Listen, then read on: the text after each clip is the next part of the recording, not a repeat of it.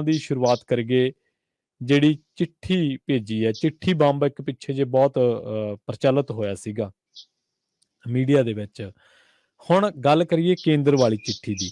ਕੇਂਦਰ ਨੇ ਪੰਜਾਬ ਸਰਕਾਰ ਨੂੰ, ਮਾਨ ਸਰਕਾਰ ਨੂੰ ਕਹਿ ਲਓ, ਇੱਕ ਚਿੱਠੀ ਭੇਜੀ ਹੈ। ਚਿੱਠੀਆਂ ਦਾ ਆਦਾਨ ਪ੍ਰਦਾਨ ਸਰਕਾਰਾਂ 'ਚ ਹੁੰਦਾ ਹੀ ਰਹਿੰਦਾ ਹੈ, ਪਰ ਇਹ ਜਿਹੜੀ ਚਿੱਠੀ ਦਾ ਸੰਦਰਭ ਆ ਉਹ ਮੰਡੀਆਂ ਦੇ ਨਾਲ ਜੁੜਿਆ ਹੈ। ਤੇ ਕੀ ਕੇਂਦਰ ਨੇ ਪੰਜਾਬ ਦੇ ਵਿੱਚ ਮਾਨ ਸਾਹਿਬ ਨੂੰ ਮੰਡੀਆਂ ਖਤਮ ਕਰਨ ਵਾਲੀ ਕੋਈ ਚਿੱਠੀ ਭੇਜੀ ਹੈ ਜੀ?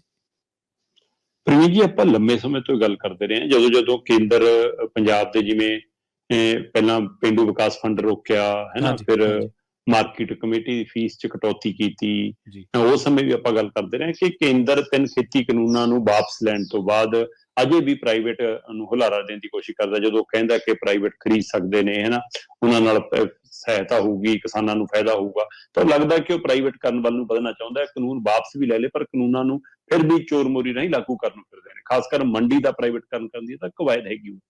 ਉਸੇ ਕਵਾਇਦ ਦੇ ਵਿੱਚ ਸੀਗਾ ਕਿ ਉਹ 6% ਵਾਲੀ ਜਿਹੜੀ ਸਾਡੀ ਮਾਰਕੀਟ ਫੀਸ ਵਗੈਰਾ ਸੀ, ਉਹਦੇ ਵਿੱਚ ਵੀ 4% ਉਡਾ ਦਿੱਤਾ ਸੀ, 2% ਉਹ ਰਹਿ ਗਿਆ ਸੀ।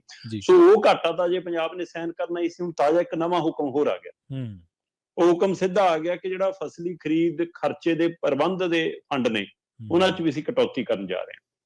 ਔਰ ਉਹ ਇੱਕ ਵੱਡਾ ਘਾਟਾ, ਉਹਦੇ ਨਾਲ 577 ਕਰੋੜ ਦਾ ਸਾਲਾਨਾ ਸਿੱਧਾ ਬੋਝ ਪੈਣਾ, ਤੇ ਕੁੱਲ ਜਿਹੜਾ ਪੰਜਾਬ ਦੇ ਖਜ਼ਾਨੇ ਨੂੰ ਕਟੌਤੀ ਲੱਗ ਜਾਣੀ ਹੈ ਕੇਂਦਰ ਵੱਲੋਂ, ਜਿਹੜਾ ਉਹ 3200 ਕਰੋੜ ਤੱਕ ਚਲਾ ਜਾਣਾ। ਮੇਰੇ ਕੋਲ ਪੂਰੀ ਰਿਪੋਰਟ ਪਈ ਆ। ਰਿਪੋਰਟ ਦੇ ਹਵਾਲੇ ਨਾਲ ਖਬਰ ਇਹ ਹੈ ਕਿ ਜਿਹੜੀ ਫਸਲੀ ਖਰੀਦ ਦੇ ਖਰਚੇ ਨੇ, ਉਹ ਦੇਣੋਂ ਕੇਂਦਰ ਨੇ ਹੁਣ ਹੱਥ ਘੁੱਟ ਲਿਆ, ਜਾਂ ਇੱਕ ਤਰ੍ਹਾਂ ਨਾਲ ਇਨਕਾਰ ਕਰ ਦਿੱਤਾ। ਉਹਦੇ ਵਿੱਚ ਉਹਨਾਂ ਨੇ ਕਿਹਾ ਕੀ ਹੈ ਕਿ ਕਹਿੰਦੇ ਕਿ ਜਿਹੜਾ ਅਸੀਂ ਕੇਂਦਰ ਸਰਕਾਰ ਝੋਨੇ ਦੀ ਖਰੀਦ ਤੇ ਦਿੱਤੇ ਜਾਣ ਵਾਲਾ ਜਿਹੜਾ 2.5% ਪ੍ਰਬੰਧਕੀ ਖਰਚਾ, ਉਹਨੂੰ ਅਸੀਂ ਘਟਾ ਕੇ 1% ਕਰ ਰਹੇ ਹਾਂ। ਠੀਕ ਹੈ। ਸੋ ਸਿੱਧਾ ਉਹ ਉਡਾਤਾ 1.5% ਸਾਡਾ। ਸੋ ਉਹਦੇ ਉਡਣ ਨਾਲ ਹੋਣਾ ਕੀ ਹੈ ਕਿ ਪ੍ਰਬੰਧਕੀ ਖਰਚੇ ਜਿਹੜੇ ਘਟਣੇ ਨੇ, ਉਹਦੇ ਨਾਲ ਸਿੱਧਾ 577 ਕਰੋੜ ਰੁਪਈਆ ਪੰਜਾਬ ਦੇ ਖਜ਼ਾਨੇ 'ਚ ਆਉਣੋਂ ਰੁਕ ਜਾਣਾ। ਸੋ ਇਹਦੇ ਨਾਲ ਪਹਿਲਾਂ ਹੀ ਸਾਡੀਆਂ, ਮਤਲਬ ਪੇਂਡੂ ਵਿਕਾਸ ਫੰਡ ਅਜੇ ਪੁਰਾਣਾ ਫਸਿਆ, ਨਵੇਂ ਦੇ ਉੱਤੇ ਤੁਸੀਂ ਕਟੌਤੀ ਲਾਤੀ ਹੈ, ਇਹ ਬੰਦ ਕਰਤੇ ਸਮਝ ਲਓ, ਤੇ ਇੱਧਰ ਹੁਣ ਆਹ ਖਰੀਦ ਵਾਲਾ ਪ੍ਰਬੰਧ ਖਤਮ ਕਰਤਾ। ਉਹਦੇ ਨਾਲ ਸਾਡਾ ਸੜਕਾਂ ਦਾ ਸਾਰਾ ਨੁਕਸਾਨ ਖੜਾ। ਕਰੀਬ ਮਤਲਬ ਕਿ 5000 ਕਰੋੜ ਦਾ ਕਰਜ਼ਾ ਲਿਆ ਹੋਇਆ, ਜਿਹੜਾ ਸਾਡਾ ਪੇਂਡੂ ਵਿਕਾਸ ਫੰਡ ਆਉਂਦਾ ਨਾ ਪ੍ਰਵੀਨ ਜੀ, ਠੀਕ ਹੈ, ਉਹਦੇ ਆਧਾਰ ਤੇ ਸਰਕਾਰ ਨੇ ਕੀ ਆਉਣਾ ਹੈ ਜੀ, ਉਹ ਦਿਖਾਤਾ। ਕਿਆ ਦੇਖੋ ਜੀ ਸਾਨੂੰ ਆ ਮਿਲਣਾ, ਉਹਦੇ ਆਧਾਰ ਦੇ ਉੱਤੇ 5500 ਕਰੋੜ ਤੋਂ ਵੱਧ ਦਾ ਕਰਜ਼ਾ ਲੈ ਲਿਆ ਪਹਿਲਾਂ ਹੀ, ਤਾਂ ਕਿ ਅਸੀਂ ਸੜਕਾਂ ਠੀਕ ਕਰ ਲਾਂਗੇ।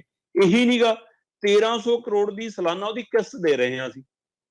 ਇਸੇ ਤਰ੍ਹਾਂ ਮੰਡੀ ਬੋਰਡ ਨੇ ਵੀ 4000 ਕਰੋੜ ਤੋਂ ਉੱਪਰ ਦਾ ਕਰਜ਼ਾ ਲਿਆ ਹੋਇਆ, ਇਸ ਹਵਾਲੇ ਨਾਲ ਕਿ ਸਾਡੀ ਫਸਲ ਚੱਕ ਹੋਣੀ, ਸਾਡੇ ਕੋਲ ਪੈਸਾ ਆ ਜਾਣਾ।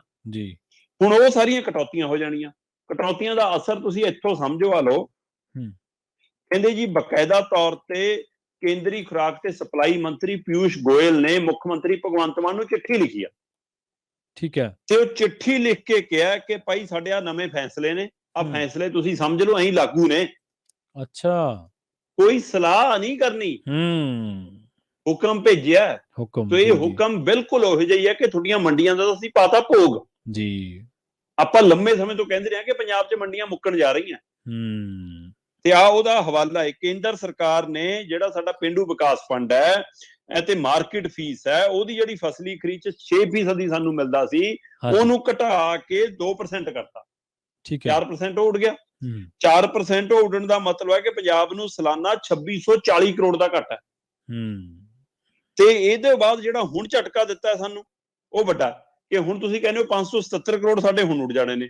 ਜਿਹੜਾ ਪ੍ਰਬੰਧਕੀ ਖਰਚਾ ਸਾਡਾ 2.5 ਤੋਂ ਘਟਾ ਕੇ 1 ਕਰਤਾ, ਉਹ 1 ਕਰਨ ਨਾਲ ਸਾਡਾ ਸਿੱਧਾ ਜਿਹੜਾ 577 ਕਰੋੜ ਰੁਪਈਏ ਸਾਲਾਨਾ ਨੁਕਸਾਨ ਹੋਣਾ ਹੈ, ਉਹ ਤੇ ਪਲੱਸ ਦੂਜਾ ਜਿਹੜਾ ਆ 2800 ਕਰੋੜ ਦੇ ਕਰੀਬ ਆ ਖੜਾ 2640 ਕਰੋੜ, ਇਹਦੇ ਨਾਲ ਮਿਲਾ ਕੇ ਸਾਡਾ 3240 ਕਰੋੜ ਰੁਪਈਆ ਉੱਡ ਜਾਣਾ ਸਾਡਾ। ਠੀਕ ਹੈ। ਸੋ ਇਹਦਾ ਫਿਰ ਭਰਪਾਈ ਕਿੱਥੋਂ ਆਉਣੀ ਹੈ?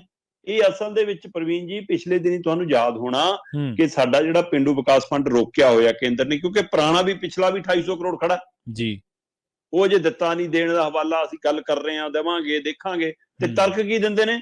ਤਰਕ ਦੇ ਰਹੇ ਨੇ ਕਿ ਕੇਂਦਰ ਕਹਿੰਦਾ ਪੰਜਾਬ ਤੇ ਹਰਿਆਣੇ ਨੂੰ ਛੱਡ ਕੇ ਬਾਕੀ ਸਾਰੇ ਮੁਲਕ ਦੇ ਵਿੱਚ ਹੈ ਜਿਹੜਾ, ਉਹ ਅਸੀਂ ਇਸੇ ਤਰ੍ਹਾਂ 1% ਦਿੰਨੇ ਆ ਜੀ, ਤੇ ਇੱਥੇ ਹੀ ਇਕੱਲੇ ਇਹਨਾਂ ਨੂੰ 2.5% ਕਿਉਂ? ਤੇ ਉਹ ਦੂਆ ਵੀ ਸਾਡਾ 6% ਤੋਂ ਘਟਾ ਕੇ ਉਹ 4% ਕਰਤਾ। ਤੇ ਇਹਦਾ ਮਤਲਬ ਜਦੋਂ ਪੇਂਡੂ ਵਿਕਾਸ ਫੰਡ ਆਉਣਾ ਹੀ ਨਹੀਂ, ਜਦੋਂ ਮਾਰਕੀਟ ਫੀਸ ਆਉਣੀ ਓ ਨਹੀਂ, ਜਾਂ 2% ਆਉਣੀ ਹੈ, ਤਾਂ ਬਾਕੀ ਭਰਪਾਈ ਕਿੱਥੋਂ ਹੋਊਗੀ?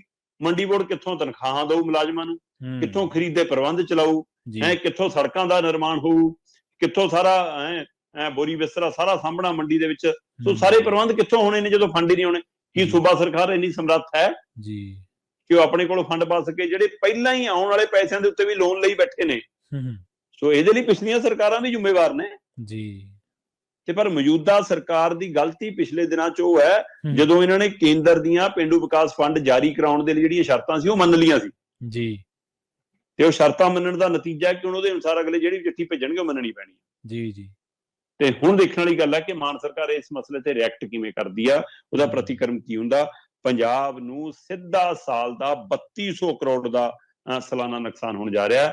ਸੋ ਇਹਦੇ ਨਾਲ ਮਤਲਬ ਕਿ ਇੱਕ ਹਵਾਲਾ ਇਹੀ ਹੈ ਕਿ ਇਹਦਾ ਮਤਲਬ ਤੁਸੀਂ ਕਹਿੰਦੇ ਹੋ ਕਿ ਪ੍ਰਾਈਵੇਟ ਕਰਨ ਹੋ ਜਾਵੇ ਮੰਡੀਆਂ ਦਾ ਤੇ ਇਹਨਾਂ ਮੰਡੀਆਂ ਦਾ ਭੋਗ ਪੈ ਜਾਵੇ, ਉਸ ਤੋਂ ਬਾਅਦ ਕੇਂਦਰ ਨੂੰ ਕੋਈ ਦੇਣਾ ਨਾ ਪਵੇ, ਖਰੀਦ ਪ੍ਰਾਈਵੇਟ ਏਜੰਸੀਆਂ ਰਾਹੀਂ ਅਬਾਨੀ ਅਡਾਨੀਆਂ ਰਾਹੀਂ ਹੋਵੇ ਤੇ ਉਸ ਤੋਂ ਬਾਅਦ ਅਸੀਂ ਦੇਖੀਏ ਕਿੱਥੇ ਵੇਚਣਾ ਕੀ ਨਹੀਂ।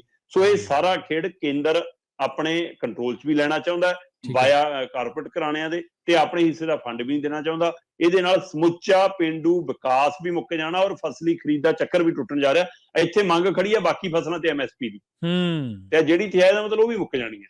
ਸੋ ਇਹ ਵੱਡੀ ਚੁਣੌਤੀ ਪੰਜਾਬ ਮੂਹਰੇ ਮੈਨੂੰ ਲੱਗਦਾ ਇਹਦੇ ਤੇ ਜਥੇਬੰਦੀਆਂ ਅੱਜ ਕੱਲ੍ਹ 'ਚ ਕੋਈ ਰਿਐਕਟ ਕਰਨੀ ਹੈ ਔਰ ਵੱਡਾ ਇੱਕ ਧਿਰ ਸਾਹਮਣੇ ਆ ਸਕਦੀ ਹੈ। ਇਸ ਮੌਕੇ ਇਹ ਵੱਡੀ ਚੁਣੌਤੀ ਹੈ ਪੰਜਾਬ ਲਈ ਔਰ ਸਿਆਣਪ ਹੋਏਗੀ ਜੇਕਰ ਮਾਨ ਸਰਕਾਰ, ਕਾਂਗਰਸੀ, ਅਕਾਲੀ ਆਪਣੀਆਂ ਪੁਰਾਣੀਆਂ ਕਰਤੂਤਾਂ, ਪੁਰਾਣੀਆਂ ਗਲਤੀਆਂ, ਪੁਰਾਣੀਆਂ ਕੁਤਾਹੀਆਂ ਭੁੱਲ ਕੇ ਕੇਂਦਰ ਖਿਲਾਫ ਇੱਕਜੁੱਟ ਹੋ ਕੇ ਡਟ ਜਾਣ।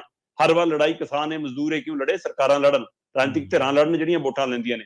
ਜੇ ਉਹ ਮੂਹਰੇ ਆ ਕੇ ਖੜਨਗੇ ਤਾਂ ਸਰਕਾਰ ਨੂੰ ਕੁਝ ਘੇਰਾਬੰਦੀ ਹੋ ਸਕਦੀ ਹੈ, ਨਹੀਂ ਇਹ ਪੰਜਾਬ ਦੀਆਂ ਮੰਡੀਆਂ ਖਤਮ ਨੇ ਜੀ। ਭੁੱਲ ਜਾਣ ਕਿ ਹਾਂ ਗਾਹਾਂ ਤੋਂ ਮੰਡੀਆਂ 'ਚ ਖਰੀਦ ਹੋਇਆ ਕਰੂਗੀ। ਜੀ ਇਹ ਤਾਂ ਉਦੋਂ ਤੋਂ ਹੀ ਚਰਚਾ ਚੱਲ ਰਹੀ ਹੈ ਸ਼ਰਮਾ ਜੀ, ਜਦੋਂ ਤੋਂ ਕਿਸਾਨੀ ਬਿੱਲ ਵਾਪਸ ਲਏ ਨੇ ਕੇਂਦਰ ਸਰਕਾਰ ਨੇ, ਕਿ ਇਹ ਕਿਸੇ ਨਾ ਕਿਸੇ ਰੂਪ ਦੇ ਵਿੱਚ ਫਿਰ ਤੋਂ ਆ ਸਕਦੇ ਨੇ। ਤੁਹਾਡੇ ਵਰਗੇ ਜਿਹੜੇ ਲੋਕ ਇਹਨਾਂ ਚੀਜ਼ਾਂ ਨੂੰ ਨੇੜੇ ਗੌਰ ਦੇ ਨਾਲ ਦੇਖ ਰਹੇ ਸੀਗੇ, ਉਹਨਾਂ ਨੇ ਕਿਹਾ ਸੀਗਾ ਕਿ ਇਹ ਸਟੈਪ ਬੈਕ ਨਹੀਂ ਹੈ, ਅਸਲ ਦੇ ਵਿੱਚ ਇਹ ਤੂਫਾਨ ਤੋਂ ਪਹਿਲਾਂ ਜਿਹੜੀ ਸ਼ਾਂਤੀ ਹੁੰਦੀ ਹੈ ਉਹਨੂੰ ਕਹਿ ਸਕਦੇ ਹਾਂ।